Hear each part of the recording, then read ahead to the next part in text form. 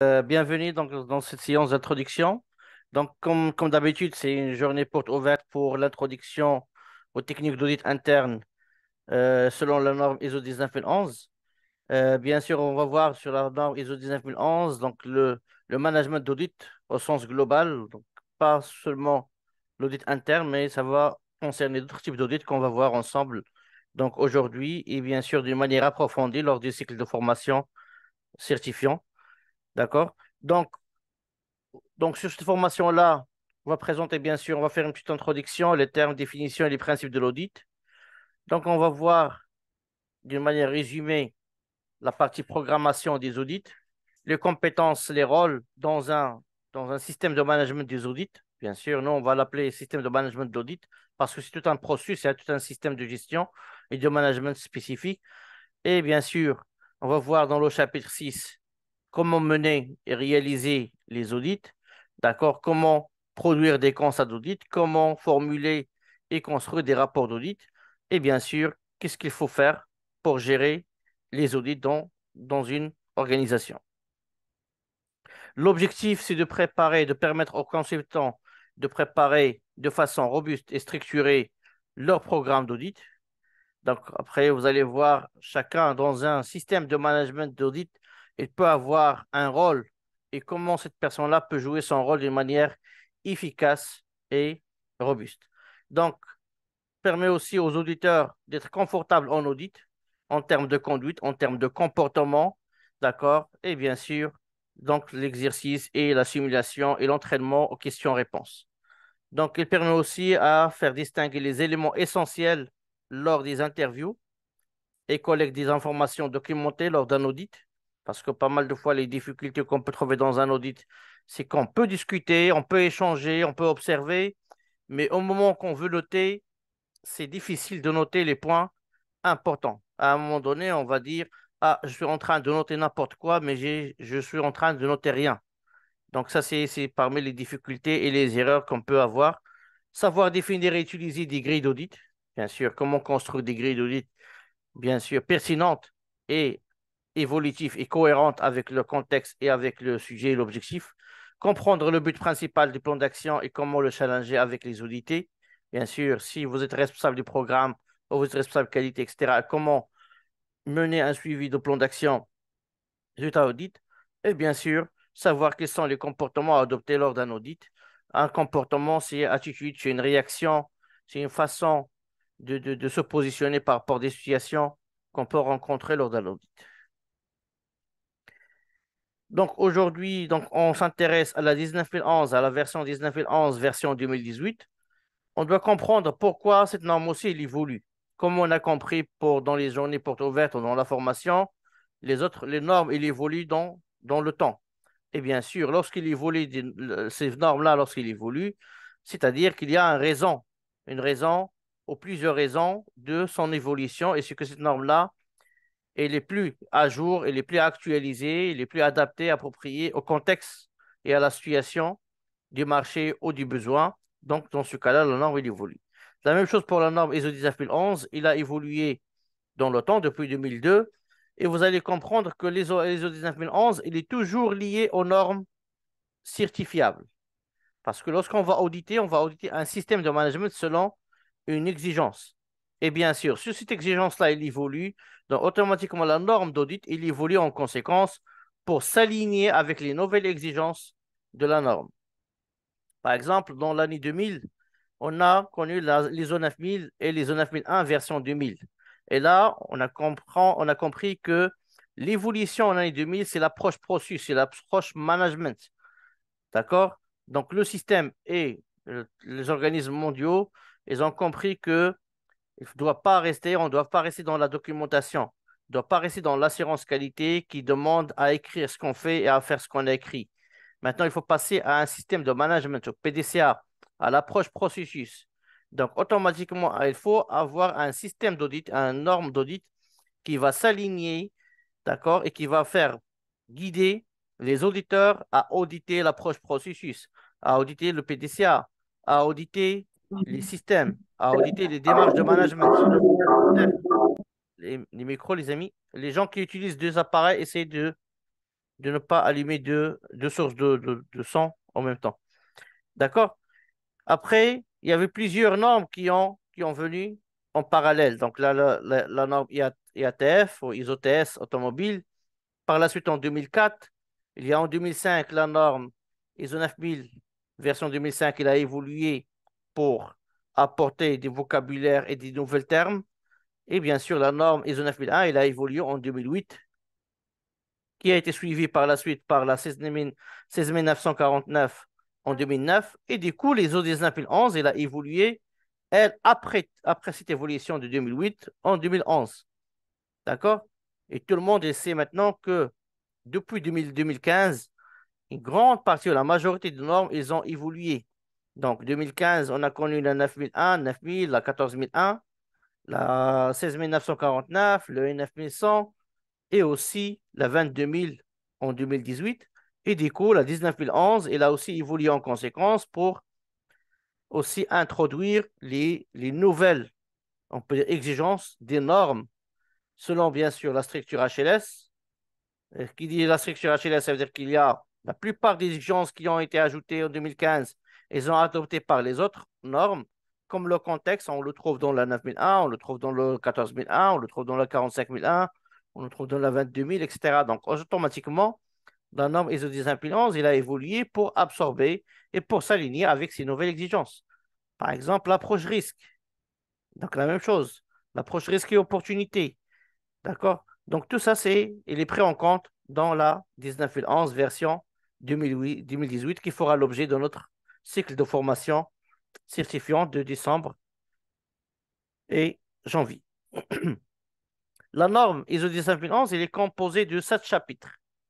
D'accord? C'est pas comme la norme certifiable. Donc, on a dit, lors des journées portes ouvertes ISO 9001 et même pour les autres, les normes certifiables sont les seules qui adoptent la structure HLS, High Level Structure, qu'est-ce qu'on appelle aussi la structure cadre ou la structure commune des normes certifiables. ISO 19011, ce n'est pas une norme certifiable, c'est une norme des lignes directrices. Donc, sa structure du chapitre n'est pas alignée avec les autres normes comme les ISO 9001, 45001, 14001, etc. Donc, c'est pour cela qu'il contient 7 chapitres qu'on verra par la suite. Chaque chapitre en résumé, qu'est-ce qu'il contient et qu'est-ce qu'il peut apporter comme un plus par rapport à ce que vous avez connu dans les normes lead implémentaires que vous avez suivies avec Carrego.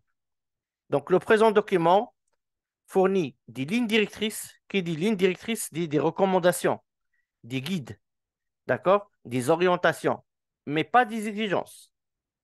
OK? Donc, sur l'audit de système de management, comprendre les principes de l'audit. Donc, des principes, c'est le fondement. D'accord? C'est les bases communes des systèmes de management. D'accord? Le management d'un programme d'audit. Donc, qui dit le management d'un programme d'audit dit la gestion d'une programmation efficace des audits et la réalisation des audits du système de management de la qualité. Bien sûr, ce qui dit la norme aussi, c'est il n'y a pas que le programme, il n'y a pas que les principes, il n'y a pas que la réalisation, mais il y a aussi des lignes directrices sur l'évaluation de la compétence des personnes impliquées dans le processus d'audit. Et vous allez voir, ici, on n'a pas spécifié que l'auditeur. Il y a d'autres personnes qui sont impliquées dans le processus d'audit, et entre autres, pas que l'auditeur, mais il y a aussi, par exemple, le responsable du management du programme d'audit, qui doit avoir aussi des compétences pour mener à bien sa programmation. Donc, ces activités concernent le responsable du management du programme d'audit, les auditeurs et les équipes d'audit.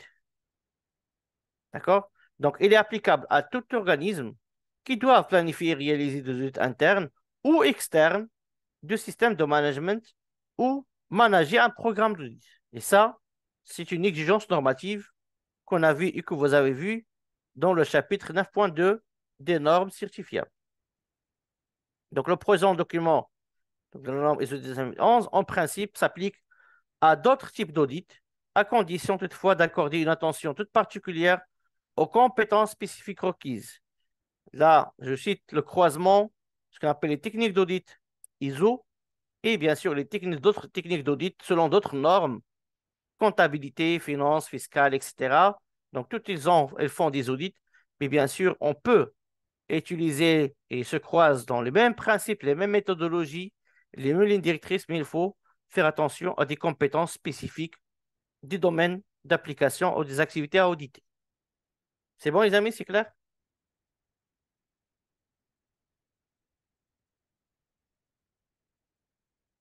Dans le chapitre 2, donc toujours, c'est les références normatives.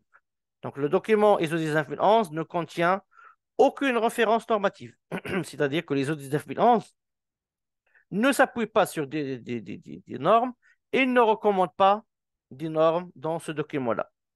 Le chapitre 3, il contient les termes et définitions. Donc, là, pour les besoins de présent document, les termes et définitions suivants s'appliquent généralement sur ce document ISO 19011. Vous avez trouvé les définitions et les termes qu'on va utiliser dans les séances de formation. D'accord? Entre autres, les audits, responsable d'audit, responsable programme, contexte, ressources, compétences, et ainsi de suite. Donc, tout ça, on va le voir ensemble dans la formation approfondie. Donc, l'ISO, donc c'est l'International System Organization, Standard Organization, et l'IEC, donc Electropedia, donc technique internationales, bien sûr, tiennent à jour des bases de données terminologiques destinées à être utilisées en normalisation qui sont consultables aux adresses suivantes. Bien sûr, si on cherche et on s'intéresse aux termes et définitions sur la norme ISO des systèmes de management, on va le trouver dans la norme ISO.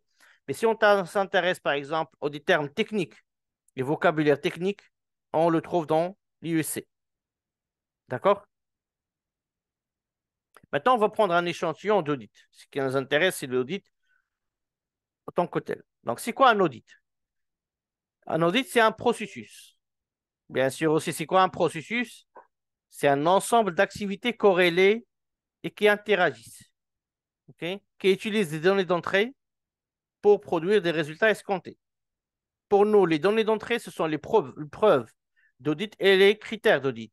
Et les éléments de sortie, ce seront les constats et les synthèses de l'audit. Donc, ce processus-là, il est méthodique, c'est-à-dire il s'appuie sur des méthodes. Il est indépendant, c'est-à-dire que l'audité et l'auditeur n'ont pas de conflit d'intérêt. Ils n'ont pas de relation d'influence. Et il est documenté, comme on a vu dans les exigences de la norme, c'est que l'organisme doit tenir à jour des informations documentées résultats du processus d'audit. Bien sûr, ce processus-là doit permettre d'obtenir des preuves objectives. Donc, des preuves objectives, ce sont les données, les informations collectées lors d'un audit. D'accord? Qui contient, par exemple, une situation, d'écrire une situation, noter une information, un numéro, un nom, un produit, un état de conformité, etc., etc. Et de les évaluer de manière objective pour déterminer dans quelle mesure les critères d'audit sont satisfaits. Donc, les critères d'audit selon la norme, ce sont les exigences applicables à l'activité au périmètre d'audit. D'accord? Ils peuvent être une exigence des critères liés à la norme, des critères liés aux exigences internes de l'organisme, des critères légaux et réglementaires, etc., etc. Donc là, on a vu l'audit, mais par contre, il y a plusieurs familles d'audit et plusieurs types d'audit. La norme, il les spécifie dans la note. Note 1, les audits internes, et parfois appelés audits de première partie, sont réalisés par l'organisme lui-même, c'est-à-dire ils sont pilotés par l'organisme et réalisés par l'organisme lui-même. C'est-à-dire qu'il utilise des ressources internes, des auditeurs qui sont appelés auditeurs internes pour faire ces audits-là, ou pour le compte de l'organisme lui-même. C'est-à-dire, ils sont réalisés pour le compte de l'organisme lui-même, mais pas pilotés, il n'est pas réalisé par lui-même, d'accord, par l'organisme. Donc, c'est-à-dire, dans ce cas-là, si moi, je suis une entreprise, je veux mener un audit interne pour mon système de management, donc je vais appeler un cabinet d'audit externe, ça c'est un audit interne réalisé par un organisme externe, mais pour mon entreprise. Ça, c'est l'audit interne ou l'audit première partie. Donc, il existe les audits externes, et là, les audits externes ils contiennent deux types d'audits. Donc, les audits seconde partie et les audits tierce partie. Les audits seconde partie sont réalisés par des parties ayant un intérêt à l'égard de l'organisme, par exemple comme le client ou d'autres personnes agissant en leur nom. Donc, c'est-à-dire que l'audit externe seconde partie, c'est ce qu'on appelle les audits fournisseurs. D'accord? C'est-à-dire, soit vous-même, autant que client, vous allez auditer vos fournisseurs, ça on l'appelle audit seconde partie ou audit externe, que vous allez mener à l'externe de votre organisme, ou parfois, si vous êtes vous-même les auditer, donc vous allez subir des audits externes, seconde partie, venant de votre client ou un organisme mandaté par votre client pour le faire. Les audits tierce partie, ce sont des audits qui sont réalisés par des organismes d'audit indépendants, tels que ceux qui octroient l'enregistrement ou la certification de conformité ou des organismes publics. Donc, c'est ce qu'on appelle, par exemple, les audits de certification, les audits d'agrément, les inspections pour avoir un label, des audits pour habilitation, etc. Donc, ce sont des audits tierce partie qui sont menés par un organisme indépendant à votre activité et qui n'a pas de conflit d'intérêt avec votre activité. C'est bon, les amis, c'est clair?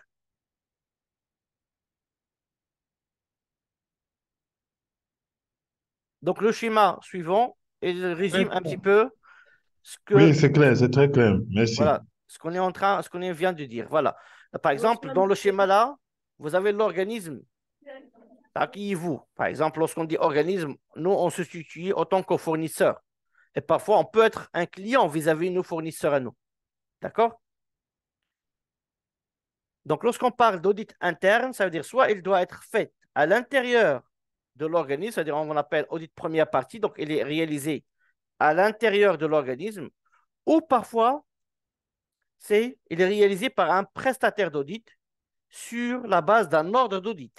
C'est-à-dire que l'organisme lui-même, c'est lui qui envoie l'ordre d'audit, ordre d'audit, ou par exemple une demande de prestation, et que cette prestation-là, d'audit, il sera réalisé par un prestataire d'audit. C'est là, on parle d'audit première partie. Donc là, on a deux cas de figure.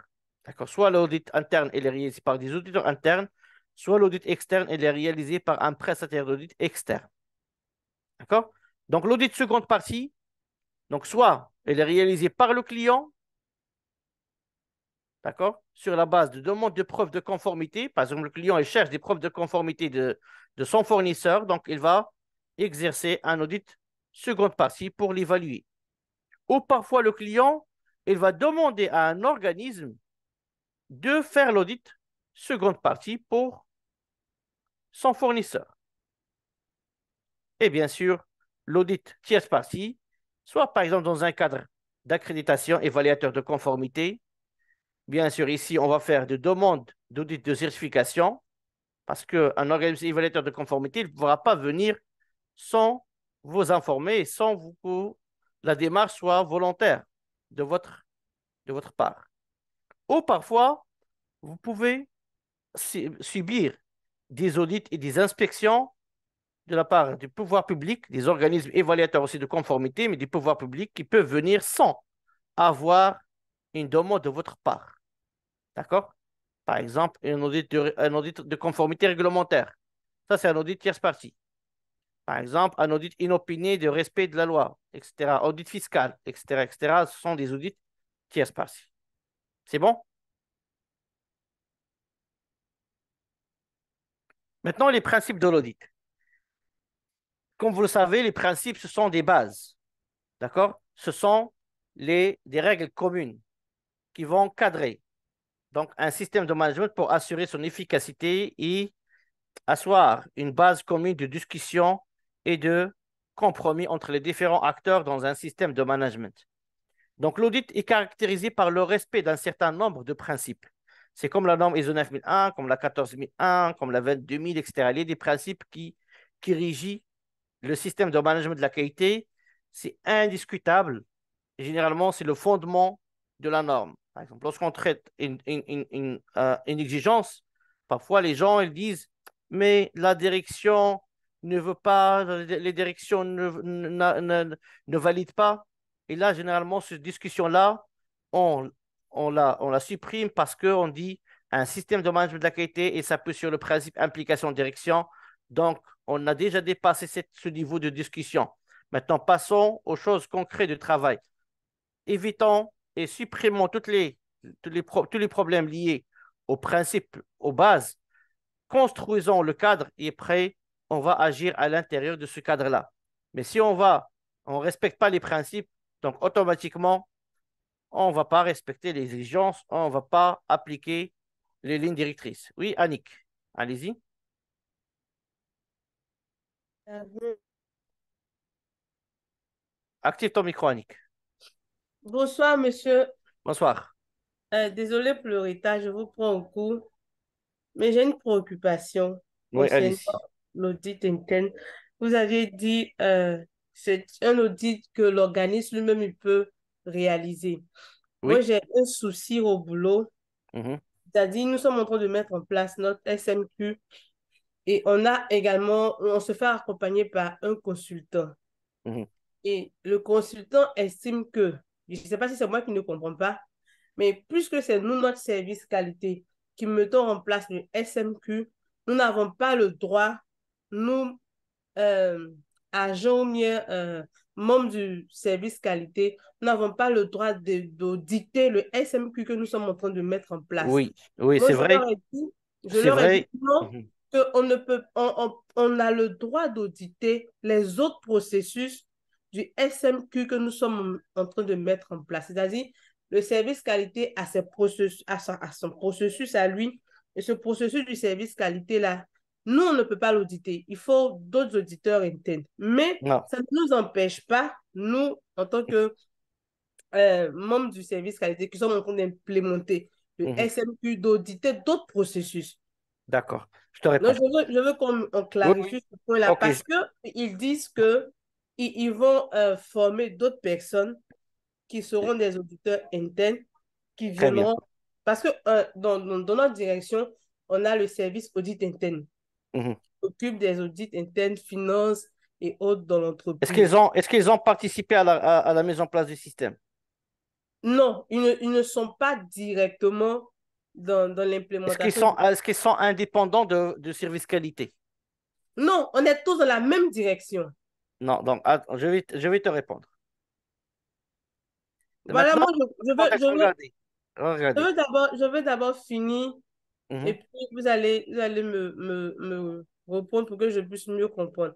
Parce que moi, je leur ai dit que c'est pas possible parce que même si on forme une personne en audit interne et que la personne n'a pas les rudiments, n'a pas connaissance de la norme ISO, puisque l'audit interne se fera selon le référentiel de la norme ISO. Si cette personne n'a pas cette connaissance-là, elle ne pourra pas faire l'audit en tant que tel. Parce que l'audit qualité est différente de mhm, l'audit finance, des autres audits qu'ils ont l'habitude de faire. c'est Eux, clair. ils peuvent faire des audits inopinés. Par contre, au niveau de l'audit qualité, tu ne peux pas faire un audit inopiné. Tu dois obligatoirement faire un programme d'audit et puis informer l'audité que tu viens pour l'auditer. Donc, On verra ce type d'audit, hein. Regardez. J'ai compris, je vais te donner une réponse. Si la réponse ne répond pas à toutes tes questions, donc tu reprends par la suite le ok, complément. C'est bon? d'accord, Regardez. d'accord. Votre situation, c'est ce qu'on vécu lorsqu'on met en place un système de management de la qualité pour la première fois. Lorsqu'on met un système pour la première fois, le service qualité il est impliqué à 100% dans tous les processus. Est-ce que c'est clair pour toi? Est-ce que tu Oui, c'est valides? ça. Oui, Est-ce oui, que je tu suis valides? d'accord. Je suis Même si d'accord. c'est pas ton processus, Mhm. mais le service qualité, il est impliqué dans la mise en place de l'ensemble des processus C'est pour la ça. première fois. Donc, vous ne pouvez pas mener l'audit pour le système que vous venez de le construire. Même le consultant qui vous accompagne, il n'a pas le droit, dans le cadre d'indépendance, dans le cadre de déontologie, dans le cadre de l'impartialité, il n'a pas le droit que le consultant qui vous a accompagné fasse l'audit initial ou fasse l'audit à blanc de votre système de management. Il doit faire appel ou vous devez faire appel à un auditeur indépendant. C'est Oui, clair? je suis d'accord pour que pour l'audit à blanc, on appelle un organisme extérieur pour également la certification. Très Mais bien. pour l'audit interne, Oui, c'est-à-dire quand oui. on a Non, fini de lorsque tu dis mettre... audit interne, hein, je vais te dire, parce on est sur des étapes, hein. On est Mhm. dans la mise en place avant l'audit de certification. Oui, C'est c'est clair? ça. Donc, tout audit qui sera fait avant l'audit de certification, il ne Mhm. doit pas être réalisé ni par le service qualité, responsable du projet de certification, ni par le consultant accompagnateur. D'accord? Maintenant, après l'audit de certification, Mhm. dans ce cas-là, vous pouvez, donc sur la base de confiance dans les pilotes processus, Mhm. d'accord? Dans leur maturité, est-ce qu'ils ont pris en main leur processus d'une manière correcte et ils ont commencé à évoluer leur processus indépendamment du service qualité. Dans ce cas-là, le service qualité peut reprendre la main sur l'audit interne de ces processus-là pour lequel il n'a pas intervenu dans les changements qui ont eu entre-temps. C'est clair? Ok, c'est-à-dire, si j'ai bien compris, pour l'implémentation, on n'a pas le droit de faire l'audit. Mais une fois Voilà. qu'on a la certification et que On laisse la main. Voilà, on laisse les chaque autres pilote, gérer leur processus. chaque pilote est maître de son processus, on peut maintenant, c'est-à-dire dans la surveillance du système, C'est nous, ça, on peut maintenant prendre la main pour faire les audits internes. effectivement. Ok. Ah, Petit à petit, voilà, petit à petit, parce qu'il faut aussi, il faut lâcher le système. Mhm, D'accord? Parfois, nous, on va construire la maison. mhm. D'accord? On va donner chacun son bureau, etc. Donc, il va le gérer, il va le ranger comme il veut, il va l'identifier, il va gérer son équipe. Et après, lorsqu'on sent qu'il a pu maîtriser son processus, donc on peut revenir par la suite pour voir est-ce qu'il maintient, est-ce qu'il améliore son processus indépendamment de ce qu'on a construit ensemble. C'est clair? Ok. Ah, Donc, il y a merci des pour mains la- levées, donc je vais les laisser peut-être les gens, ils ont d'autres interventions pour compléter des choses, Monsieur Taibi? Ok, merci. Déjà, pour ce point-là, c'est vrai, ce que vous dites, M. Abdelzak, est tellement vrai. On a passé l'expérience avec l'ISO 9001, donc c'est la même chose. Donc, on n'a pas pu, c'est pas possible de faire des audits, c'est-à-dire avant certification, parce que c'était pas sûr que il y a le respect des exigences de la norme. Et OK. Après un certain temps que les processus sont un peu déroulés et qu'on a pris comment dirais-je, le feedback, c'est-à-dire on a une expérience et les gens sont un peu, euh, ils maîtrisent ce qu'ils font. Là, on a opté pour des audits internes, c'est-à-dire entre nous, entre pilotes de processus. Oui, Donc, par exemple, moi là maintenant, je pourrais auditer la production, la logistique et vice-versa. effectivement. À ce moment-là, on avait au moins 2 ans d'exercice donc, et d'entraînement sur les processus, sur comment faire des modifs sur des procédures et C'est ça. des indicateurs de performance et tout ça. Et au fur et à mesure qu'on a pris de l'expérience, ça devient plus clair et plus facile de mener en audit tout en s'inspirant des audits, des audits Passé. initiaux. Voilà. Oui, oui, c'est ça. Oui. Donc, les Ça veut gens, dire ils s'entraînent. qu'on a Les gens, acquis un ils, peu. voilà. Les gens, ils vont acquérir d'autres expériences. Les auditeurs aussi. On va aussi apprendre des organismes de certification qui vont venir souvent pour nous auditer. Et on va apprendre. À un moment donné, vous allez comprendre aussi que lorsqu'on fait l'audit aussi par les équipes internes, parfois, on peut perdre on peut dire l'œil externe. On peut perdre, par exemple, la sensibilité des dérives chez les gens. C'est pour cela, de temps en temps, moi, personnellement, je recommande qu'une entreprise, par exemple, sur un cycle de 3 ans, si c'est possible, mener des audits par des prestataires externes. D'accord? Noël? Merci, M. Taibi. Noël, allez-y. Noël Oui, Taweda. alors, merci, oui, merci, monsieur Abderrazak. Et par rapport à votre explication, j'ai pu quand même comprendre que avant que le service ou bien le processus qualité ne prenne vraiment la main pour procéder à l'audit, première partie du système, il faut d'abord l'intervention d'un expert indépendant. Mais l'autre côté, Et je, je pense que la dame, elle voulait comprendre. À partir du moment où le processus qualité prend la relève pour procéder à l'audit ou à l'audit première partie, est-ce que euh, ce service, bien ce processus qualité est habilité à s'auto-auditer? Bon, c'est comme Non, ça non, que non, moi j'avais. non, non. C'est comme ça que, c'est-à-dire que Oui, excuse. en tant que processus qualité, est-ce que à partir du moment où le système a été, dans un premier temps, bon, audité par une structure indépendante externe. À partir D'accord. de ce moment, est-ce que eux-mêmes, ils peuvent s'auto-évaluer? Bon, c'est comme ça que j'avais compris.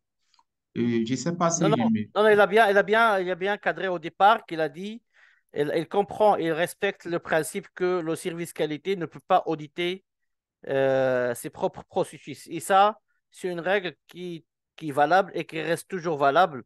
Et par contre, on va voir dans la partie normes qu'on peut trouver des situations où on ne pourra pas être tout à fait et totalement indépendant de nos processus.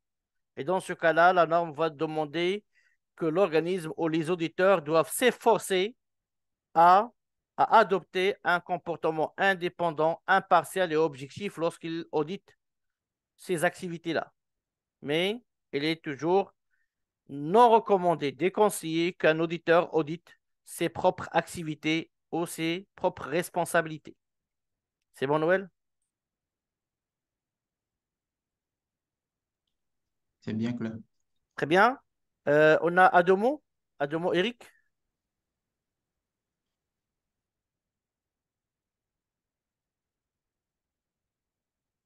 Ah, oui, mais allô? Oui, allez-y.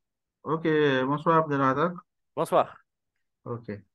Alors, bon, c'était juste pour apporter un peu de, bon, je dirais, mon expérience hein, par rapport au cas que Madame Manik évoquait, parce que quand nous mettions en place notre système, on n'avait pas eu presque le même problème, hein, parce que souvent, nous logeons le service qualité dans le département de l'audit. Le plus souvent, c'est ce qui se passe.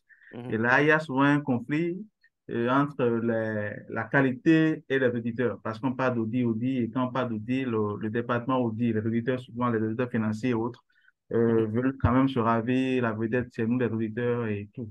Alors que la qualité a cette exigence et doit pouvoir avoir des auditeurs aussi qualité.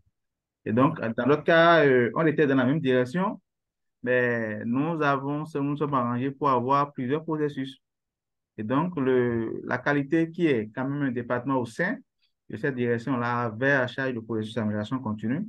Et l'autre, voilà, l'autre, la direction, bon, on a pu s'arranger pour avoir un processus que nous avons appelé Audi, et donc eux se chargent de l'audit. Mais mhm. pour D'accord. ce qui est de l'audit qualité, qu'est-ce qu'on a fait? C'est qu'au niveau de chaque, parce que nous, on avait fait une quinzaine de processus, au niveau de chaque processus, nous avons pu prendre, d'accord, un acteur, un pilote qu'on a formé. Et donc, Mhm, on avait près de 15 pilotes de processus qui ont été formés sur la 1911, d'accord, pour quand même maîtriser les bases de l'audit qualité. Et donc, après la certification, ceux-là étaient devenus des auditeurs internes et donc on se permutait en fait. C'est vrai que le principe très de bien. base, le même, tu ne veux pas auditer ton processus. Donc, on se permettait et puis voilà quoi, l'autre va auditer l'autre et l'autre audite ainsi. Donc, c'est comme ça que ça a fonctionné. Donc, c'était juste pour partager un peu l'expérience que l'on avait. Très Donc, bien. elle peut s'inspirer de ça pour pouvoir conduire. On verra par la suite, Eric, on verra par la suite lors qu'on avance sur la norme. On Mm. verra des bonnes pratiques qu'il pourra aider même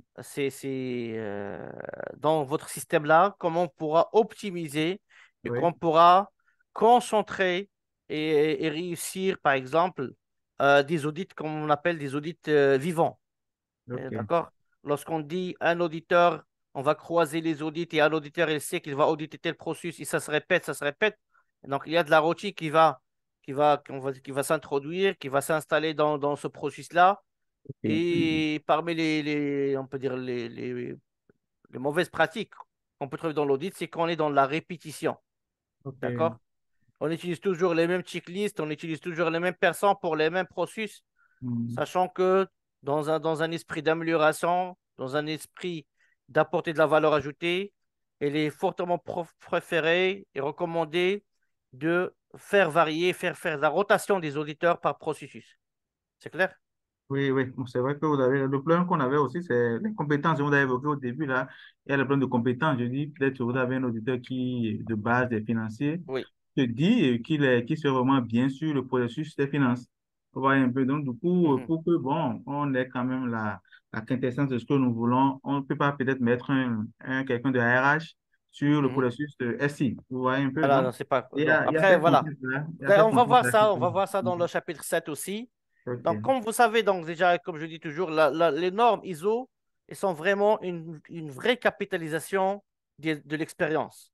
C'est toutes les difficultés que vous pouvez rencontrer, que vous avez aujourd'hui, les contraintes, tout ça, on va trouver toujours des solutions dans la norme ISO. C'est clair. Parce qu'il y a des gens qui ont travaillé depuis 2002, d'accord, sur la capitalisation de l'expérience. Et là, on peut noter, on est presque 20 ans d'années d'expérience. Donc, c'est pas quelque chose de négligeable. OK? Donc, c'est-à-dire que ces gens-là qui ont fait l'audit, des millions et des millions d'auditeurs dans le monde, ils ont remonté leurs difficultés, ils ont remonté des écarts, ils ont remonté des faiblesses. Et bien sûr, l'organisme ISO, il a profité de ça, il a capitalisé ça, il a mis en place, soit à travers les exigences de normes, des choses à mettre en place, soit à travers des techniques d'audit et des recommandations d'audit pour améliorer ce processus-là de maîtrise et l'efficacité des systèmes. Maintenant, si on va détailler un petit peu les principes, l'audit, comme j'ai dit, est caractérisé par le respect d'un certain nombre de principes qui vont nous donner le cadre et les bases communes de gestion et de discussion et de communication. Donc, il convient que ces principes fassent de l'audit un outil efficace et fiable sur lequel la direction, parce que là, on comprend, d'après le leadership, que la direction, elle s'appuie sur les informations remontant de l'audit pour décider, d'accord, à améliorer et à agir pour améliorer ses performances. Le respect de ces principes, elle est indispensable pour que les conclusions d'audit soient pertinentes et suffisantes et pour que des auditeurs travaillant indépendamment les uns des autres parviennent à des conclusions similaires dans des circonstances similaires. Là, si je mets le même auditeur pour auditer le même processus tout le temps, je n'aurai pas la certitude que les résultats sont les mêmes, d'accord, par des auditeurs différents. C'est clair? Ça rejoint donc la remarque que j'ai faite à Eric. Mais ça, on va le voir en détail parce que c'est juste une introduction au niveau de la norme. Donc, le chapitre 4, il va préciser les 7 principes de l'audit. Donc, le premier principe, c'est la déontologie. Donc, c'est le fondement du professionnalisme. C'est l'éthique, le sens de responsabilité. D'accord? Par exemple, un auditeur doit être capable, il doit sentir capable de mener le tel ou tel ou tel audit. D'accord? Il doit aussi le mener l'audit en toute objectivité. D'accord? Un audit, ce n'est pas un règlement de compte. Un audit, ce n'est pas un outil pour licencier les gens. D'accord? Un audit, c'est un outil d'amélioration. D'accord? Ce qu'on dit, évaluer pour évoluer. Dans un audit, on cherche plus la conformité des preuves de conformité que des non-conformités ou des preuves de non-conformité ou de non-respect. Deuxième principe, c'est la restitution impartiale. Donc, c'est l'obligation de rendre compte de manière sincère et précise, d'accord, les résultats de l'audit. La conscience professionnelle, c'est l'attitude diligente et avisée au cours de l'audit. Bien sûr, si la situation n'est pas satisfaisante, bien sûr, moi, en tant qu'auditeur, je ne vais pas montrer que je suis content. Bien sûr, je vais adopter aussi une conscience professionnelle et je dois dire qu'il y a des personnes, un client, ce qu'on appelle le client d'audit, il m'a fait confiance pour mener ce audit-là. Je dois être à la hauteur de ses attentes. D'accord? Et je dois mener l'audit tout en respectant les attentes et les objectifs de le client d'audit. Confidentialité, bien sûr, tout auditeur doit respecter les clauses de confidentialité, il doit respecter et assurer la sécurité des informations. Lorsqu'on dit la sécurité des informations, et les informations qui sont partagées durant l'audit, et qu'un auditeur, c'est une source, il doit être une source de confiance et de confidentialité des informations qu'il a récupérées pendant l'audit. L'erreur qu'on trouve ici, c'est que, par exemple, lors des audits, et ça, moi, je le vécu aussi chaque jour, et même vous, Des auditeurs qui viennent vous voir, ils disent, ah, vous voyez, la dernière fois, j'ai audité telle entreprise. Ah, j'ai trouvé qu'ils n'ont pas de procédure non conforme. Ah, vraiment, c'est grave. Là, il va commencer à vous raconter les histoires, les anecdotes qu'il a rencontrées lors des audits. Et ça, il ne doit pas se faire. Même, et ça, c'est très, très critique et très, très sensible lorsqu'on va mener des audits internes. Et bien sûr, entre amis, entre collègues. Donc là, on va se voir dans la buvette, par exemple, dans la zone fumeur. On dit, hier, j'ai audité telle personne. Tu sais ce que j'ai trouvé chez lui? Il y a un rapport qu'il a falsifié. Il a quelque chose, il a fait, etc., etc. Tu sais, par exemple, j'ai audité le RH et j'ai vu le contrat de tel ou tel commercial. Tu sais combien il prend dans le salaire? Tu sais la voiture qu'il a? C'est l'entreprise qui l'a donnée. Je l'ai vu ça dans le contrat. Vous voyez, ça, c'est des clauses, des choses qu'il ne faut pas partager, il ne faut pas les divulguer hors cadre de l'audit. L'indépendance, ça, c'est un des principes importants dans l'audit. C'est le fondement de l'impartialité de l'audit et de l'objectivité des conclusions d'audit. Bien sûr, si je suis dépendant de l'activité d'audit. Je suis dépendant des responsables de l'activité. Je suis dans une situation que je pourrais être influencé par des personnes plus fortes, par des postes et des fonctions plus fortes que moi dans l'audit. Là, je ne dois pas faire ce audit-là et je dois le réclamer au responsable du programme d'audit. Attention, tel ou tel audit, je ne serai pas totalement indépendant parce que je serai influencé par ma relation avec mon chef hiérarchique. Parce que tout écart que je vais constater, j'aurai des problèmes avec mon chef si je vais les noter. Et dans ce cas-là, le responsable du programme d'audit doit choisir une autre personne plus indépendante que vous pour mener cet audit. On verra par la suite des cas spécifiques. En cas où on n'est pas possible de le faire, il faut apporter un climat ou un environnement adapté à l'activité d'audit, comme on a vu dans le chapitre 7.1.4. C'est l'environnement pour la mise en œuvre des activités. Et bien sûr, environnement social, psychologique et physique.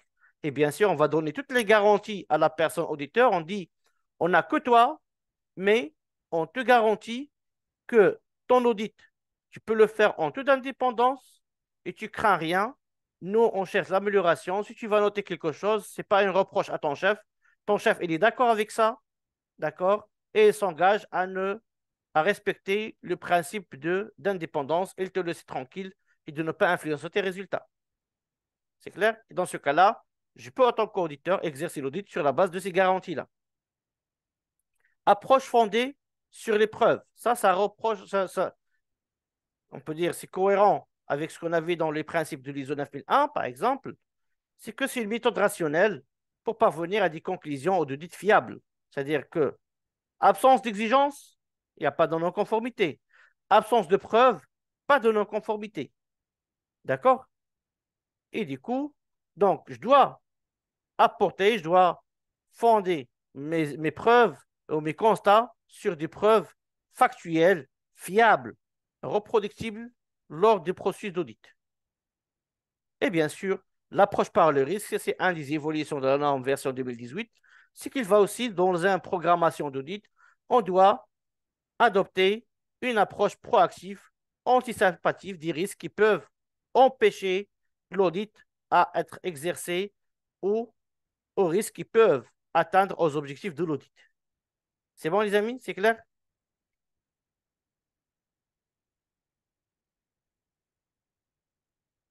Bien sûr, dans la partie norme, on a plus de détails sur chaque principe qu'on va le détailler et qu'on va approfondir un petit peu la discussion sur chaque des principes.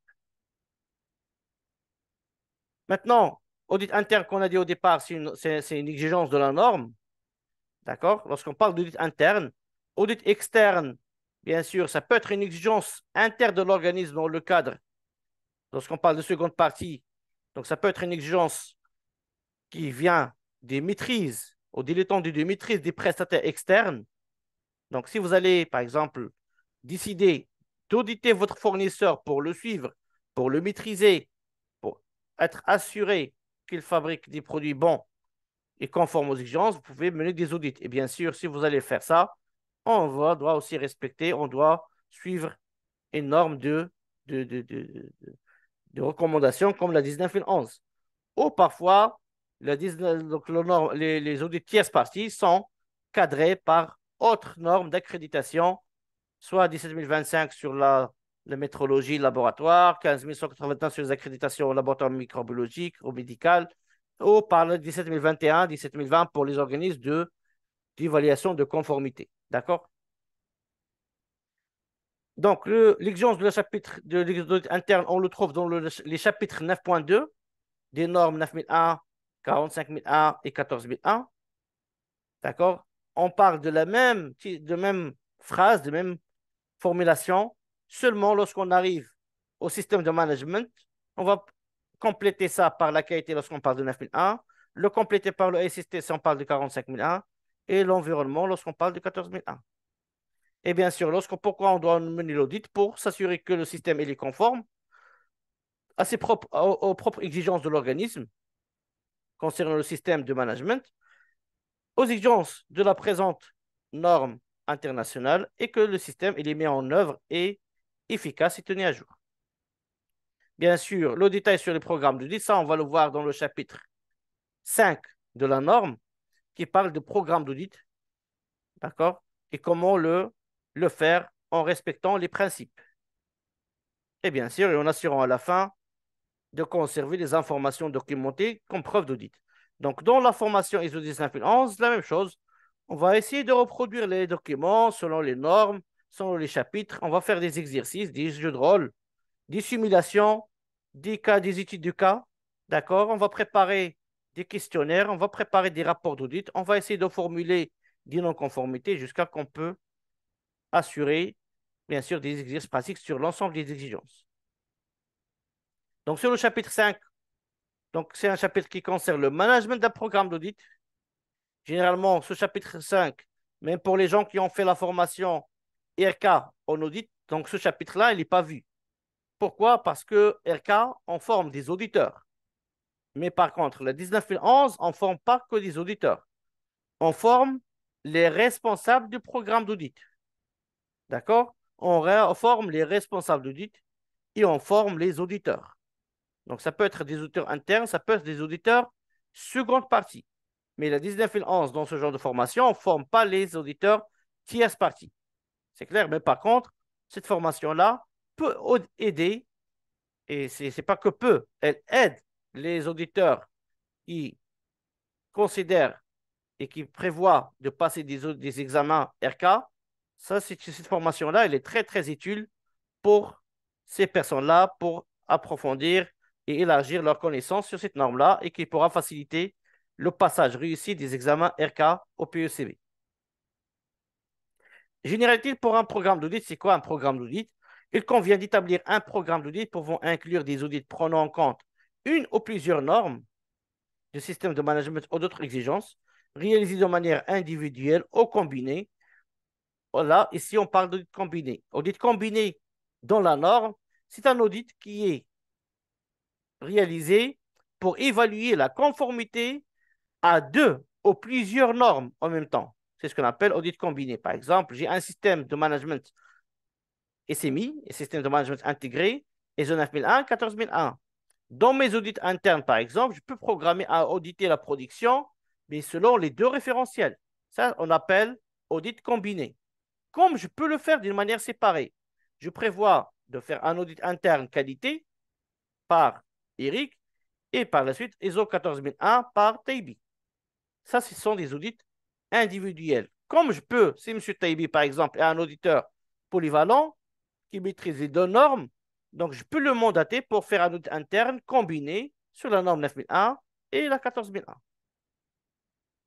Il convient que l'étendue, lorsqu'on parle d'étendue, donc c'est le champ d'application, c'est le champ de couverture du programme d'audit pour notre système, tient compte de la taille et de la nature de l'audité. Par exemple, un programme d'audit pour une grande entreprise, c'est pas la même chose qu'un programme d'audit pour une petite entreprise. Bien sûr, un programme d'audit pour une grande entreprise, il peut aller jusqu'à 40 jours d'audit dans l'année. Mais pour une petite entreprise, parfois une journée, elle est suffisante pour auditer l'ensemble des activités et des processus, ainsi que la nature, la fonctionnalité, la complexité et des types de risques et opportunités et du niveau de maturité du système de management à auditer. Là, lorsqu'on parle de niveau de maturité, on a commencé par la première préoccupation. Donc, là, on va mettre en place un système de management de la qualité. Comment on doit le gérer? Avec quel programme d'audit on doit mener pour les premiers audits de système? Est-ce qu'on va le mener d'une manière renforcée? Est-ce qu'on doit le faire en allégé, etc. Bien sûr, lorsqu'on dit que le système n'est pas mature, il vient d'être mis en place. Donc, c'est-à-dire qu'il faut assurer à travers l'audit un maintien, un accompagnement à l'amélioration. Si vous dites non, c'est bon, je vais l'auditer que l'année prochaine, vous pouvez subir des dérives entre-temps. Et là, on va parler des risques liés à la maturité du système et que les pilotes processus ne nous ont pas encore pris totalement la main de leur processus. D'accord? Et aussi, la fonctionnalité du système de management peut être encore plus complexe lorsque la plupart des fonctions importantes sont externalisées.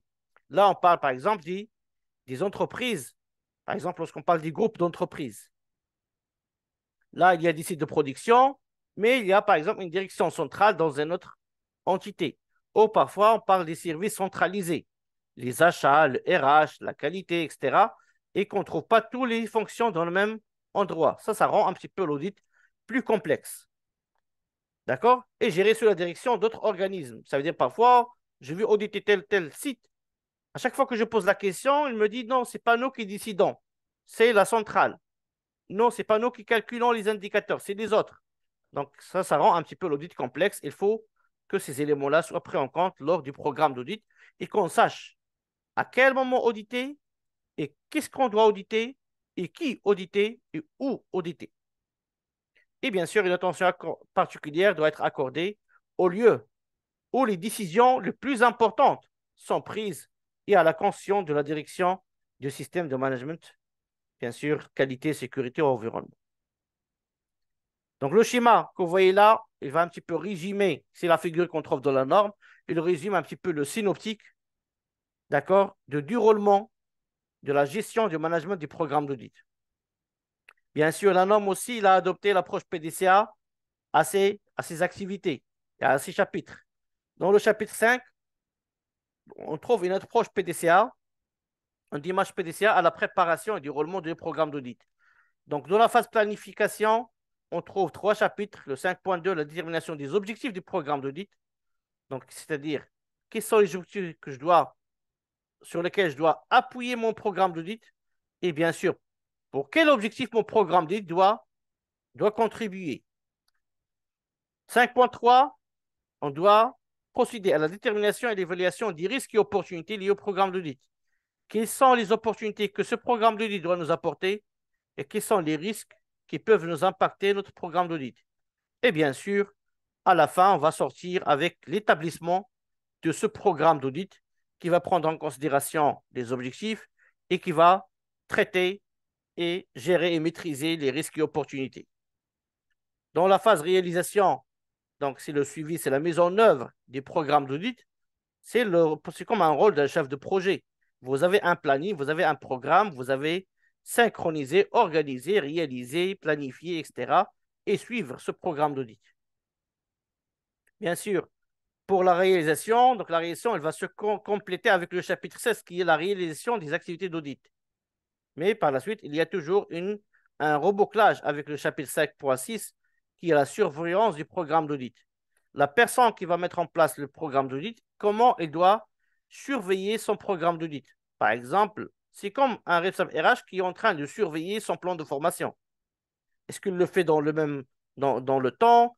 Est-ce que les auditeurs qui ont été prévus ils ont bien été, ils ont bien réalisé les audits ou ils ont rencontré des problèmes? Est-ce qu'il les a remplacés? Est-ce qu'il y a des contraintes? Est-ce qu'il y a des problèmes, etc., etc. Donc, tout ça, il va être noté et évalué dans la phase 5.6. Et bien sûr, on arrive à la phase 5.6, 5.7, qui est la revue et amélioration des programmes d'audit. Cette année-là, par exemple, j'ai fait un programme d'audit, j'ai rencontré pas mal de problèmes liés aux ressources, liés à la disponibilité des auditeurs. Par exemple, j'avais 2 auditeurs. Donc, les auditeurs, j'ai évalué, donc ils ont passé beaucoup de temps à faire les audits. Ils ont galéré pour couvrir tout le périmètre et ils ont beaucoup rencontré des problèmes de déplacement, des ressources, d'argent, c'est pas de logement, restauration, etc. Tout ça, je vais le prendre en considération dans les prochaines programmations pour ne pas avoir des, des difficultés des programmes et je suis donc dans une démarche d'amélioration. Dans le chapitre 6, c'est là où il va se déclencher du chapitre 5.5, la mise en œuvre des programmes d'audit, et ça déclenche le chapitre 6 qui est la réalisation d'un audit. Donc, ce chapitre 6, il contient les lignes directrices sur la préparation. Donc, ça commence par la préparation, la réalisation, d'accord, d'un audit spécifique faisant partie intégrante du programme d'audit. Ça veut dire que je vais prendre tout audit qui vient à échéance et je vais le déclencher, d'accord, par une préparation et à la réalisation. Bien sûr, la figure 2 que vous voyez à droite, elle donne un aperçu des activités réalisées au cours d'un audit type. C'est-à-dire, c'est le processus générique d'un processus d'audit, de réalisation d'audit. Ça commence par la collecte d'informations. Généralement, ça commence par la revue des documentaires, la compréhension du contexte de l'organisme, de l'audité, etc., etc. Le recueil par échantillonnage approprié.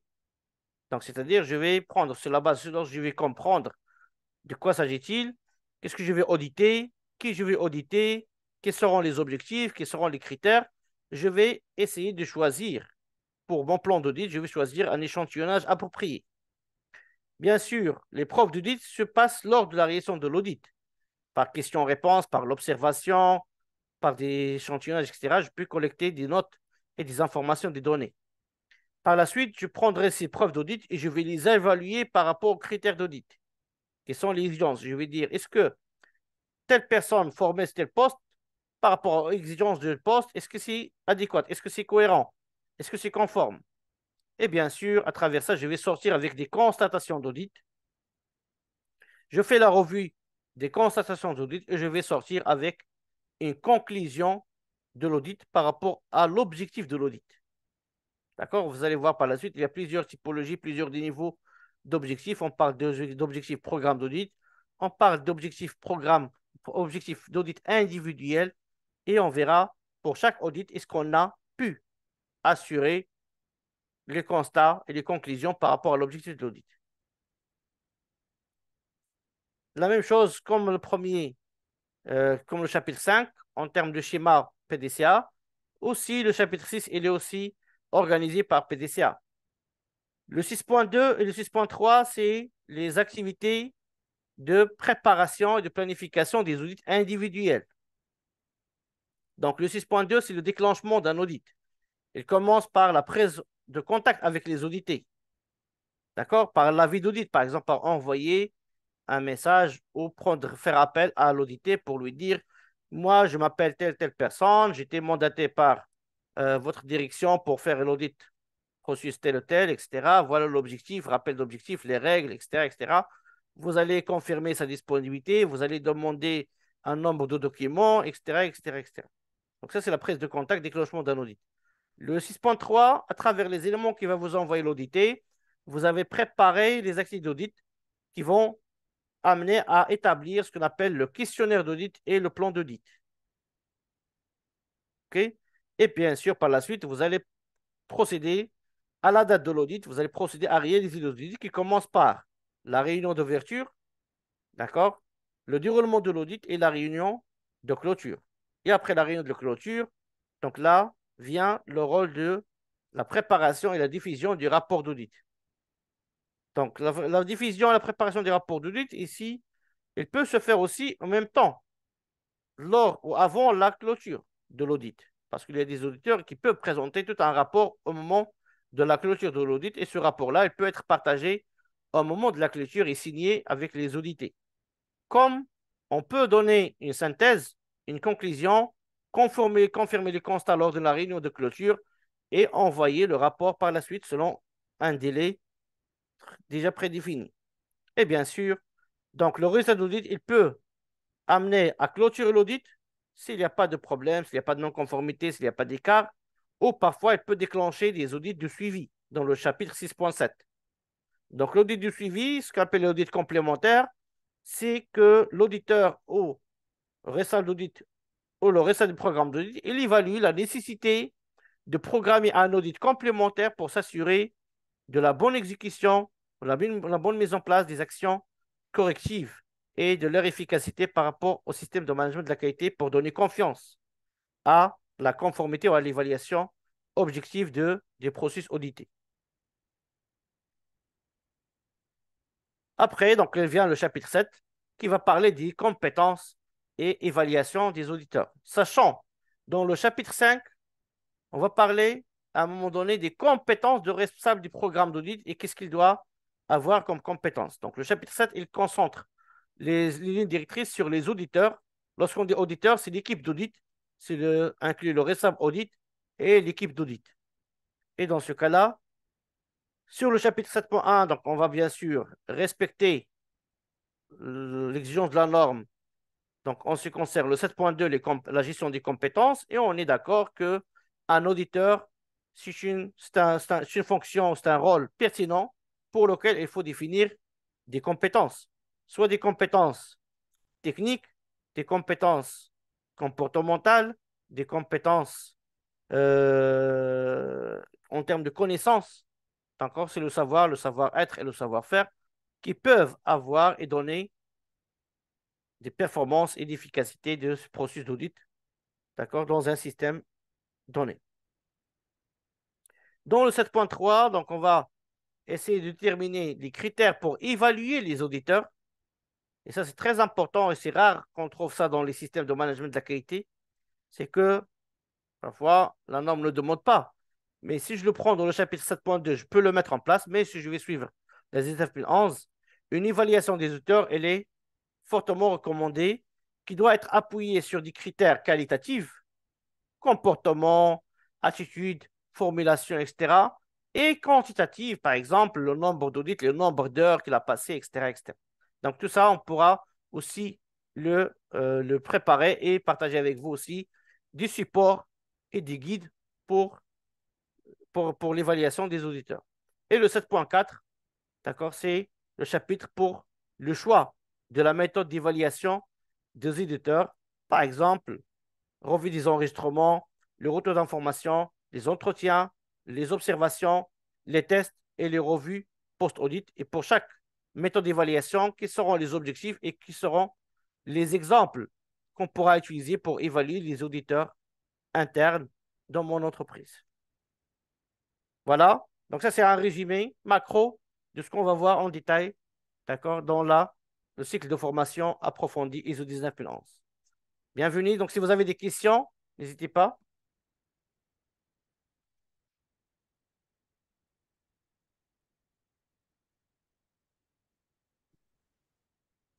Oui, Allez-y. monsieur Abdrazak. Oui, Kadi, allez-y. Ok, bonsoir à tous. Bonsoir. Bonsoir, monsieur Abdelrazak. Bonsoir, Kadi, ça va? Oui, ça va bien, merci. Voilà, et moi, j'ai une question à poser.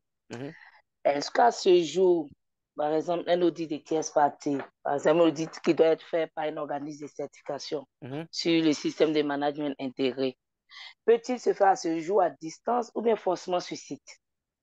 D'accord. Ça, c'était ma première question. Ma deuxième question, est-ce qu'un auditeur interne ou bien un auditeur, quelqu'un qui est qualifié en tant qu'auditeur peut perdre sa qualification après avoir fait comme on doit faire une revue de la qualification des auditeurs, est-ce qu'un auditeur peut perdre sa qualification selon la norme? D'accord. Ok. Voilà. Très bien. Merci, c'était mes deux questions. Donc, pour la première question, on dit un audit interne ou un audit tierce partie, ils peuvent se faire à distance et en présentiel selon l'objectif de l'audit. Par exemple, je vais vous donner un exemple. Supposons dans un audit tierce partie, on veut auditer l'activité opérationnelle de la production.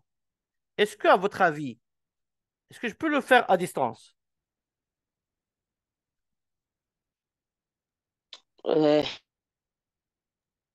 Normalement, non. Non. Par rapport à distance, je n'ai pas compris. À distance, ça veut dire comme ce qu'on fait aujourd'hui, par exemple. Non, ce n'est pas possible. Opérationnel, c'est du terrain. Donc, il y a des choses qu'on peut pas on peut pas vérifier est-ce que c'est conforme ou pas si on n'est pas sur place. Et Je ne sais pas si je peux répondre. Vu la situation sécuritaire de mon pays, nous, nous avons été audités à distance, au fait. Oui, oui. Donc, je Mais il voulais faut savoir. utiliser des moyens. Non, regardez. On Mhm. peut le faire à distance. Lorsqu'on dit opérationnel, on peut le faire à distance. Maintenant, avec l'évolution technologique, d'accord? On peut avoir des solutions technologiques qui permettent à la personne d'être présent virtuellement dans les lieux du travail. Est-ce que c'est vrai ou pas? Ouais, c'était le cas. D'accord? C'est-à-dire que, par exemple, on peut procéder à des solutions technologiques, comme par exemple la réalité augmentée avec des caméras virtuelles, donc virtuelle réalité, caméra 3D, etc., 360 degrés, où la personne ou l'auditeur, il peut naviguer dans votre, on peut dire, lieu de travail, moyennant une autre personne, bien sûr, qui va le guider et qui peut auditer ça toujours à distance. Nous, on l'a fait avec des téléphones portables pendant le Covid. Où l'auditeur, il a demandé de se déplacer vers un poste de travail.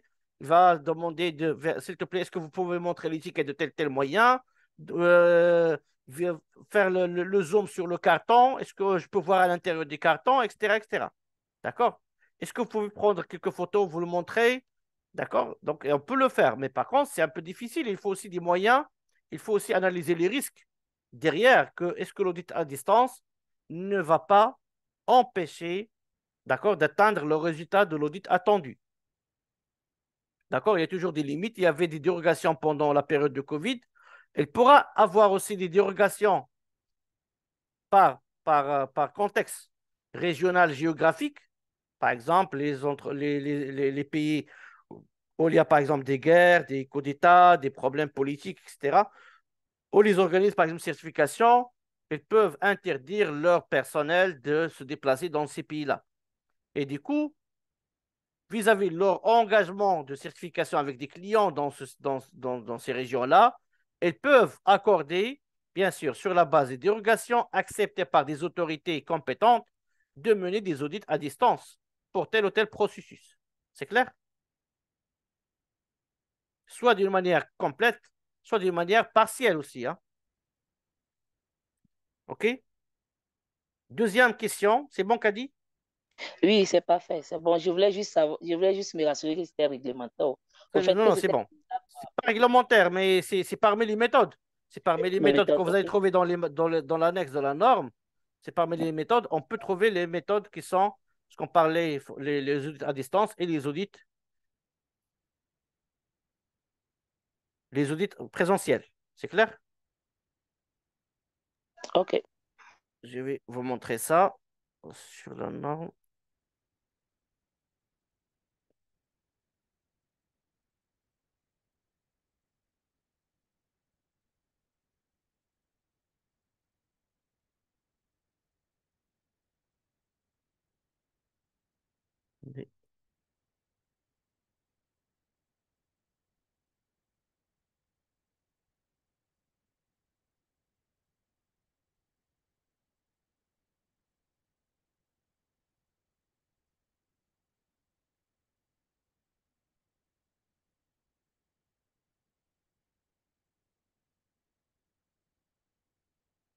Vous voyez là? Oui, c'est Donc, si vous voyez sur, par exemple, l'annexe A, tableau A1, c'est bon? Vous pouvez, par exemple, trouver les deux types d'audits. Hein. Donc, sur Ouais, site et à distance. ouais, Par c'est exemple, bien visible. voilà, si par exemple, on a besoin des interactions humaines, si sur site, conduite des entretiens, renseignement des listes types et des questionnaires, etc. Si à distance, bien sûr, au moyen de circuits de communication interactifs, conduite des entretiens avec Zoom, avec Teams, observation des tâches réalisées avec un guide à distance, renseignement des listes types avec des questionnaires. Par exemple, je peux t'envoyer un questionnaire et je peux te demander de répondre sur le questionnaire et de m'envoyer les preuves de l'ensemble de tes questions. Et bien sûr, par la suite, je vais faire une revue de ces réponses. Ou parfois, revue du document avec la participation de l'audité. S'il n'y a pas d'interaction humaine, d'accord, je peux faire des outils aussi à distance par des revues du document, par exemple, enregistrement, analyse des données, observation des tâches réalisées par des moyens de contrôle tenant compte des exigences d'ordre social, légal et réglementaire. Bien sûr, si tu vas mettre une caméra, il faut bien sûr respecter, d'accord, les droits et les urgences liées aux données à caractère personnel. Vous devez informer les personnes que seront filmées et que, par exemple, les enregistrements vidéo, ils seront utilisés dans un cas d'évaluation de conformité et pas comme preuve de respect, etc., contre les gens qui seront filmés, que ces enregistrements-là ne seront pas diffusés ni communiqués, etc., et qui seront détruits juste après l'évaluation de conformité. OK? Monsieur Taibi, allez-y. Donc, ce truc-là d'audit à distance ou la présentielle, l'audit à distance, il pose le problème, par exemple, dans certains cas, on prend par exemple le paramètre environnement de travail. Moi, je parle Je environnement peux de le voir, travail. je peux l'assurer à distance. Je peux le faire à distance. Parce que je n'ai pas besoin, regardez, pour vérifier, est-ce que, par exemple, tu parles de température, c'est ça? Non, je ne parle pas de ça. Je parle de l'environnement de travail. Donc, est-ce qu'il n'y a pas un climat toxique qui ont des résultats pertinents, qu'il Voilà, n'y a pas ça des dépend. contraintes qui peuvent entraver c'est-à-dire la réalisation des résultats escomptés. Oui, oui, ça dépend des types d'audits. Par exemple, si vous allez faire, par exemple, un audit social, d'accord? Un audit social, par exemple, on a besoin des interactions humaines. D'accord? Et bien sûr, si je vais le faire sur site, voilà ce que je dois faire. Si je n'ai pas la possibilité de le faire sur site et je dois le faire à distance, voilà ce que je peux utiliser pour le faire. C'est bon. Mais Après, après tu... Non, ça serait vraiment la conformité du papier, c'est-à-dire rien que la documentation. après, il Pas faut au-delà. rester, regardez, il faut rester professionnel, il faut rester pragmatique, il faut rester factuel. Moi, je ne vais pas appuyer sur mes yeux pour voir est-ce que l'autre personne, il n'a pas salué telle personne, est-ce qu'il a fait un grimace, est-ce qu'il a partagé une communication non verbale montrant une non-satisfaction, etc., une relation. Ça, un auditeur aussi doit abandonner les évaluations sur la base des sentiments ou les évaluations, ce qu'on appelle les évaluations émotionnelles. Il faut qu'il soit factuel. L'épreuve, je sais que c'est Voilà. parmi les Je peux principes, avoir le sentiment, je peux avoir le sentiment, mais il ne faut pas que le sentiment me ramène vers la recherche de la non-conformité. C'est clair.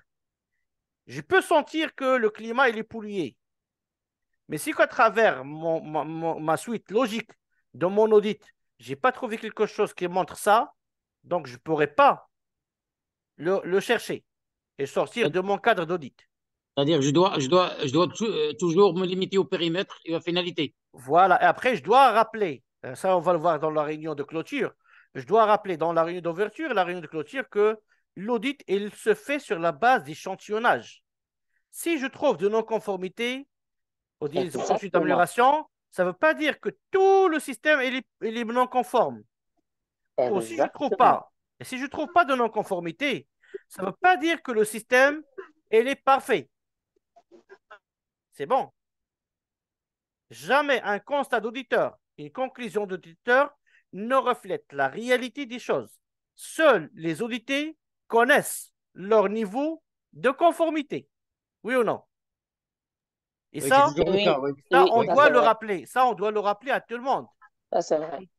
On dit, par exemple, moi, pendant l'audit, je peux voir, par exemple, quelque chose, un cas de figure ou une situation, mais l'audité, avec moi, il voit des dizaines de situations anormales.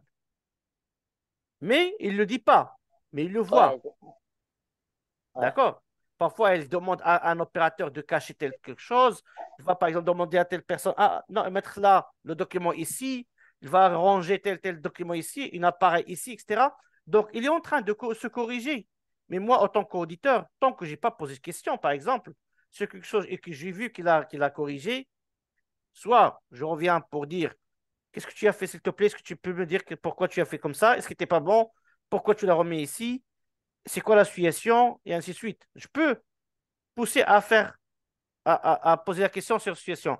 Mais là, si la situation ne me dérange pas et qui ne rentre pas dans le cadre, donc je n'aurai pas à sortir de mon cadre. C'est ce qu'on va apprendre un petit peu on va faire des exercices sur les attitudes. D'accord? On va faire les exercices sur le comportement. On va faire les exercices sur la constatation d'audit. On va faire des exercices sur les compétences des auditeurs. On va faire des exercices sur le questionnaire. On va faire des exercices sur le plan. Il y a plein d'exercices qu'on va faire ensemble dans le cadre de la formation approfondie. Ne vous inquiétez pas. Donc, c'est la suite de ce qu'on a vu ensemble dans la 9.1. C'est la suite de ce que vous avez vu avec les autres formateurs sur les autres normes. On va essayer d'être global, de viser le plus pertinent et la valeur ajoutée par rapport à vos besoins et vos contraintes pendant le déroulement de la réalisation des audits. C'est clair? Je reviens à la deuxième question, c'est ça? De la perte de qualification. C'est Kadi? exact. Très bien. Ouais, Maintenant, la perte de qualification, oui, on peut perdre la qualification. Mais je peux perdre la qualification quand? Si je perds les compétences. Oui ou non? Oui, mais comment on la mesure, en fait? Oui, je peux. Par exemple, moi, je suis auditeur interne ISO 9001 version 2015. Maintenant, par exemple, la version 2015, elle est périmée. Il y a une version nouvelle 2022, 2023, 2024, 2025, je ne sais pas. Maintenant, si je n'ai pas suivi la formation 2025, est-ce que je resterai toujours auditeur ISO 9001 version, le système de management ISO 9001? Tant que je n'ai pas actualisé mes connaissances sur la nouvelle norme, je perds ma qualification d'être auditeur interne ISO 9001. Oui ou non?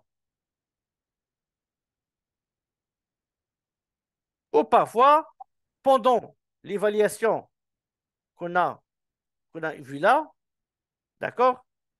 Donc, j'ai accompagné Kadi pendant un audit, le dernier audit, et j'ai vu que Kadi, il était très agressif. Et il a trop critiqué les gens. Elle rappelait toujours les gens sur les non-conformités qu'ils ont vues ensemble il y a un mois, il y a 3 mois, etc. D'accord? Il a, par exemple, soupçonné les gens pour des menteurs. Donc, il n'a pas respecté les principes. Dans ce cas-là, à votre avis, est-ce que je peux disqualifier Kadi d'être auditeur interne?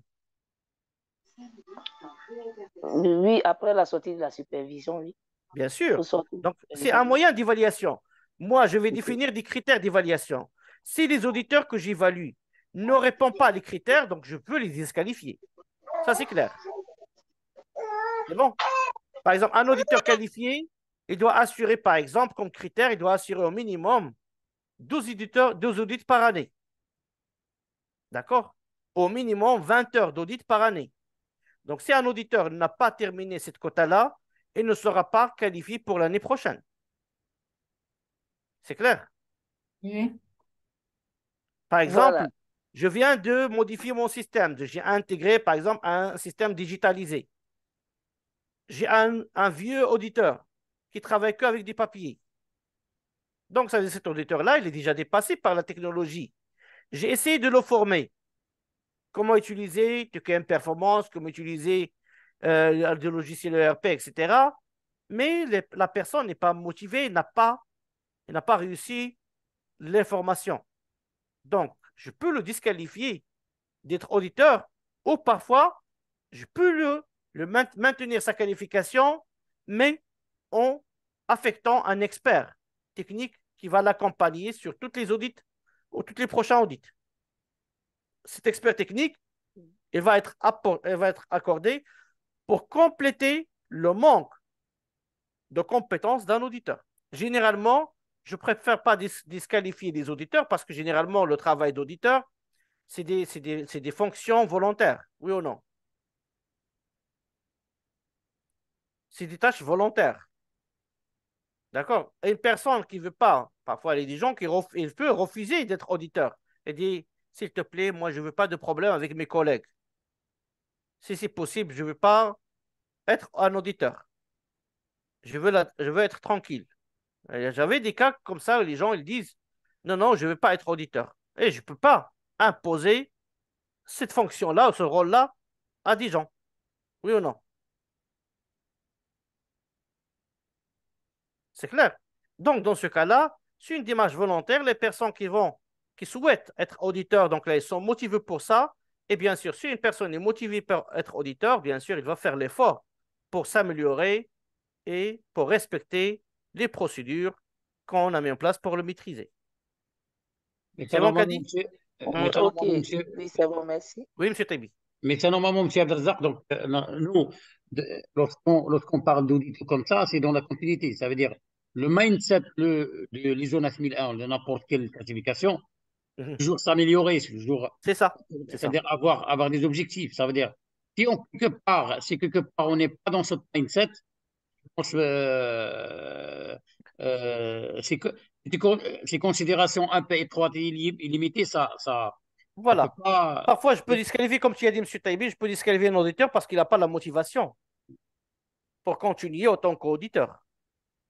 Parce que l'auditeur ne montre pas qu'il est intéressé et qu'il veut améliorer des choses, améliorer ses compétences et améliorer son comportement et améliorer sa qualité de travail. C'est clair. C'est pas parce qu'il n'est pas compétent, mais parce que je ne sens pas de la qualification. Moi, je veux de la valeur ajoutée. Je veux des auditeurs qui m'apportent des opportunités d'amélioration, qui participent à l'amélioration du système, qui contribuent à l'efficacité du système. Mais les auditeurs qui vont juste passer du temps pour me dire à la fin, non, j'ai pas trouvé d'opportunité, le système il est bien, et du coup, à l'audit de certification, je trouve des non-conformités majeures, etc. Là, je dis, mais comment telle ou telle personne a audité tel ou tel processus alors que les non-conformités qui ont été constatées lors de l'audit, elles sont vraiment évidentes. C'est clair? Euh, Il y a une question, bon, j'ai une question un peu, bon, une question cruciale qui revient chaque fois Oui, qu'on parle de l'audit, il revient. oui, allez-y. Est-ce que pour un auditeur, par exemple, abstraction faite de ses connaissances, c'est-à-dire de la norme, donc supposons qu'il maîtrise la norme, Mhm. il y a pas de problème sur la norme. Oui. Mais lorsqu'il audite, par exemple, lorsqu'il il audite, par exemple, tout ce qui est manufacturier, c'est-à-dire Mhm. transformation. Oui. Est-ce qu'il y a pas, est-ce qu'il n'est pas vraiment souhaitable de voir si on a le choix d'avoir un auditeur qui se connaît un peu, qui a un truc spécifique. Oui, oui, c'est Rapport, ça. oui, Ça, on va le rapport, voir. On va le voir dans les compétences d'un auditeur. Bien sûr, dans les compétences, on a les compétences fondamentales, on a les compétences techniques. Dans les compétences techniques, on a la connaissance opérationnelle. Les techniques d'audit, la connaissance du métier, par exemple. C'est ça? oui, c'est principalement ça. Le Voilà, la procédé. connaissance du métier. Par exemple, si je suis plasturgiste ou biologiste, etc., c'est pas n'importe quel auditeur va faire ça. Et c'est pour cela, même dans les auditeurs parties, généralement, si tu as un métier, ils doivent te trouver un auditeur qui maîtrise et qui a de la connaissance dans votre métier. D'accord? Et parfois, on va voir ça ensemble aussi dans la formation. Supposons, je n'ai pas trouvé, par exemple, je prends par exemple la production des produits bio, de quelque chose qui est un peu spécial, et je n'ai pas d'auditeurs, je n'ai pas trouvé d'auditeurs qui maîtrisent le métier. Donc, je ne vais pas arrêter, je vais mandater un auditeur expert dans la norme, d'accord? Mais par contre, je vais affecter avec lui ce qu'on appelle un expert technique. C'est bon? Oui, donc oui. Donc, un Genre expert un technique, agronome, par exemple. voilà, c'est ça, un agronome, un biologiste, c'est pas quelqu'un, par exemple, Quelqu'un de domaine, quelqu'un de quelqu'un de spécifique. domaine, voilà, de Oui. domaine, soit par exemple un chercheur, un professeur, un formateur, etc. Donc, il existe, hein. Et là, cette personne-là, elle ne vient pas autant qu'auditeur, mais elle vient comme autant une personne qui va apporter le soutien technique dans le domaine que l'auditeur ne le maîtrise pas. Mais si on trouve, supposons qu'on n'a pas trouvé ce perle rare, est-ce que, est-ce qu'on peut se contenter de quelqu'un qui maîtrise la norme avec Mhm. c'est-à-dire avec une connaissance de base sur la chose? Bien Est-ce sûr, que ça, on veut le préparer généralement, hein. On doit le préparer. Si on parle d'audit seconde partie, par exemple, généralement, ce problème, il va se poser lorsqu'on va auditer nos fournisseurs, par exemple. OK? Par exemple, moi, je suis dans la production des machines, par exemple, des pompes, et j'ai un moliste, d'accord? Des gens qui font l'injection plastique, etc. Moi, je suis un producteur de métal. Je suis métallurgiste, mécanicien. Je ne maîtrise pas la plasturgie. Donc, si je vais envoyer quelqu'un de chez moi, un responsable qualité, donc bien sûr, il maîtrise le domaine d'activité, mais il ne maîtrise pas le métier du plasturgiste. Donc, qu'est-ce que je dois faire? Je dois chercher quelqu'un du domaine technique, un expert technique dans la plasturgie qui va accompagner mon auditeur. Maintenant, supposons que je ne trouve pas. Ou parfois, ça peut coûter cher, je n'ai pas les moyens. Donc, je peux me limiter à un périmètre que je maîtrise. Par exemple, dans le périmètre d'audit que je vais auditer que le système de management de mon fournisseur et je vais apprendre à travers l'audit de système, je vais laisser l'auditeur, mon auditeur, apprendre plus sur l'activité du fournisseur à chaque fois. C'est clair? Ouais. Par exemple, qu'est-ce que je vais faire? Je vais organiser des audits internes pour le système, la partie documentation, le contexte performance, etc., les procédures. Et je vais introduire dans le plan d'audit, par exemple, une visite des locaux de production. Et lors de la visite, par exemple, je demanderai aux gens du fournisseur de m'expliquer le processus de production. C'est clair? La première fois, la deuxième fois, la troisième fois, je commence à avoir des connaissances. Et je pourrais l'auditer seulement par rapport à leur procédure technique. Donc, je pose la question, qu'est-ce que vous faites là? Elle me dit, je remplis la pompe. D'accord, est-ce que vous avez une procédure pour ça? Oui. Est-ce que je peux la voir? Donc, ils vont te donner la procédure. Tu sais lire le français, l'arabe, l'anglais, ça dépend de la langue que vous utilisez pour l'audit. Et vous allez suivre pas à pas qu'est-ce qu'il dit la procédure. Est-ce qu'ils ont, les gens, ils le respectent à travers les techniques d'observation qu'on va voir ensemble aussi lors de le déroulement de l'audit. C'est clair? Oui, c'est clair, merci. Très bien. Benoît, allez-y. Oui, merci beaucoup.